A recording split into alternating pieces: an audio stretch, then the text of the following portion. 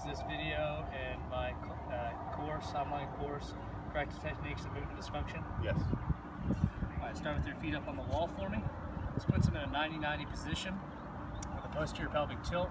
It sets us up for good abdominal bracing and allows us to assess both his breathing, which we talked about a little bit last week, and also we can assess his recruitment of his transverse abdominis.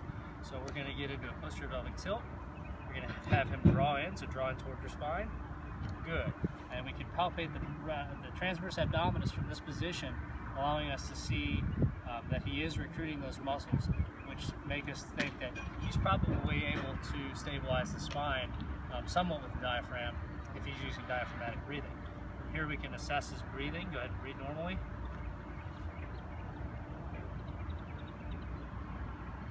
You see the chest rise a little bit before the abdomen. Put one hand on your chest, one hand on your abdomen. Good. Breathe normally.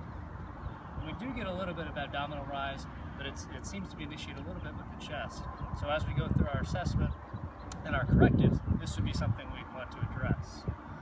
Now that we've addressed breathing and got to where we've assessed recruitment, we can move to assessing muscular endurance with regard to spinal stabilization.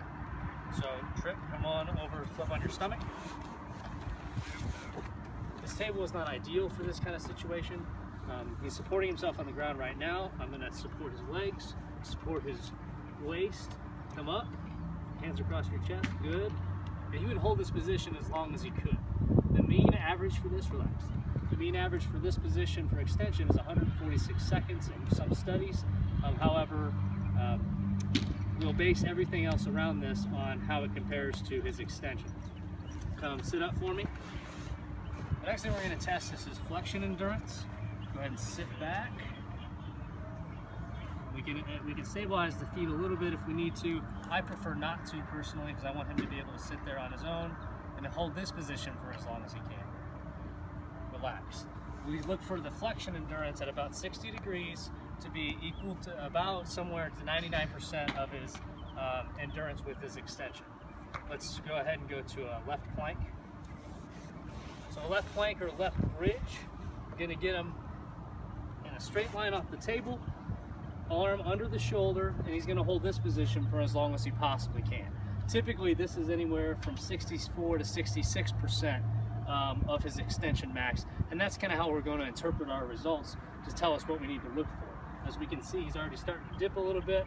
We want to get his hip up a little bit more to get him in line, and he's also pushed back a little bit, so we know that his stability and his endurance isn't quite where we need to get it here, so stability is something we're going to want to work on. Functionally, go ahead and stand up for me. Functionally, we can test by doing a single leg stance.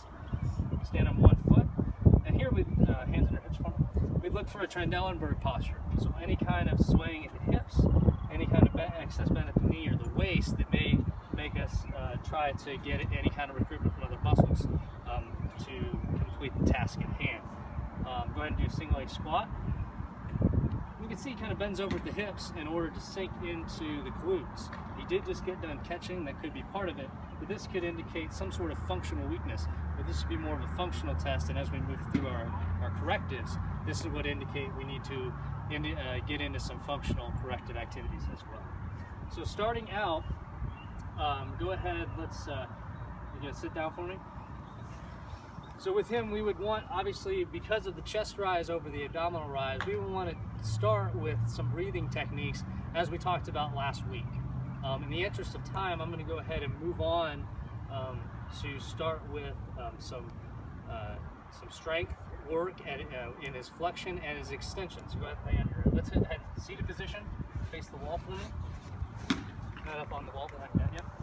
And so he's going to go ahead, we're going to support his feet, and he's going to go ahead and crunch up, all the way up, slow on the way down, and we could do this in an eccentric position. As he does the eccentrics, 3 more.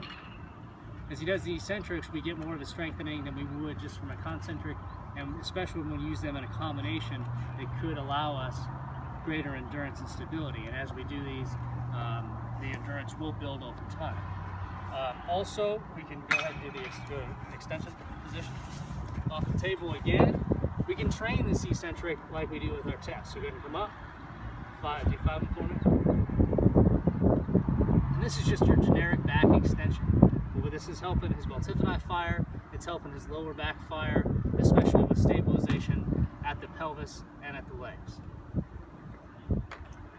And again, we're utilizing that concentric and eccentric contraction at the same time. All right, go ahead, let's do quadruped.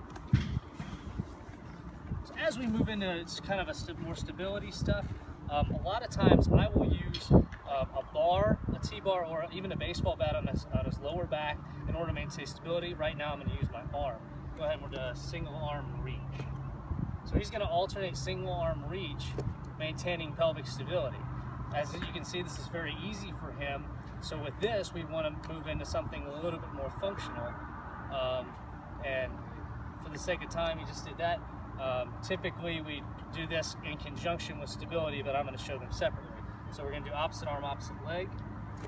So he's going to reach, and you can see the pelvis tilt a little bit. 5 on each side. Good. And as he goes, he's able to maintain this stability. I like to get my hands on my athletes in order to feel the engagement of the transverse abdominis and feel the engagement of the core throughout the activity.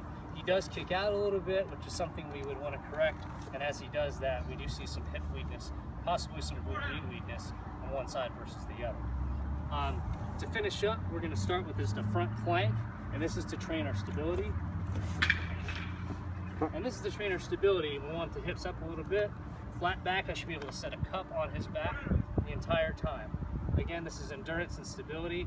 And from this, we can do this into a plank plus, so pinch your shoulder blades, and back up. And now it's a scapular exercise for our baseball athletes.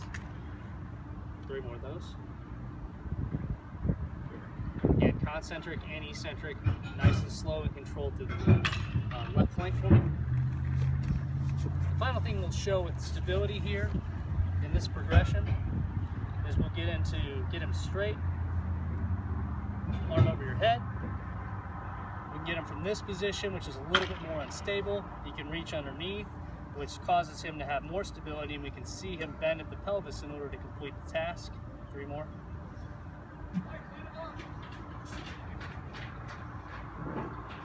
Good, okay. And then we'll go front plank from there, front plank. And the stability, side plank, right side, go all the way over, hand on your hip, up and across. And this is kind of what we can do. We can alternate these for about 10 seconds at a time to progress our way through. This table is a little bit unstable in itself, just in the sense that it's a little bit softer. We could also do this on a stable surface to begin with, that would increase stability. As we move through and progress through these, you can relax for me. He's getting a little bit fatigued. As we progress through these, we can really assess what he's ready for. And for this particular athlete, he's probably going to be more ready for working on the breathing to start with. A little bit of the functional activity we could probably start progressing through, but he's really going to have to work on the stability, especially one side, right side versus the other, in order through the obliques, the transverse abdominis, to really stabilize the spine in the functional plane.